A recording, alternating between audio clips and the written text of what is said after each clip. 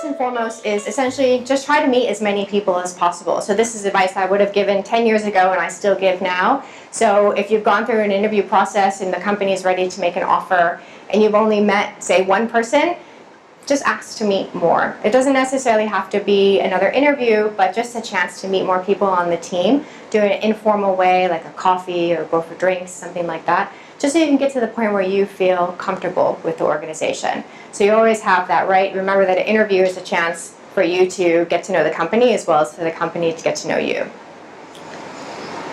Next is around online and offline engagement. So what do I mean by this? So online, of course, if you're interested in a specific company, you're going to be following them on all of their social media channels. You will be liking their content, engaging with them.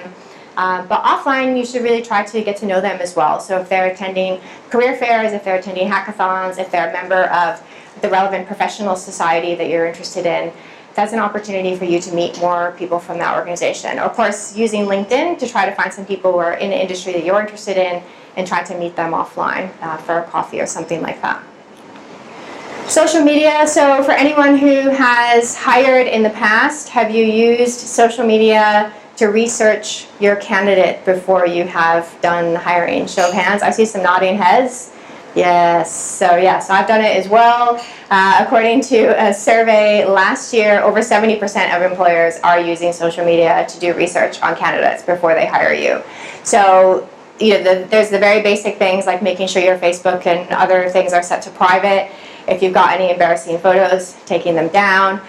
To the other end of the spectrum, which is to make sure things like your LinkedIn profile are aligned to what it says on your resume. So for example, if your resume shows that you're this business development professional, but your LinkedIn profile says you're a professional salsa dancer, then you need to make sure that those two things coincide to present a professional image to employers. So this is an area of risk and one that I think a lot of candidates don't necessarily think about, but if you're preparing to go out on the market, it's worth it to spend some time going back through your own social media profiles to make sure if there's nothing embarrassing that you don't want. So if you don't want your mom to see it, you don't want to see it on the front page of the New York Times, you don't want a potential employer to see it as well.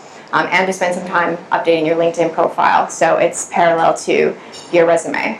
And the last is around communication. So similar to what I just mentioned, a lot of companies have been guilty of ghosting in the past, right? So you'll apply to roles and then you'll never hear anything again.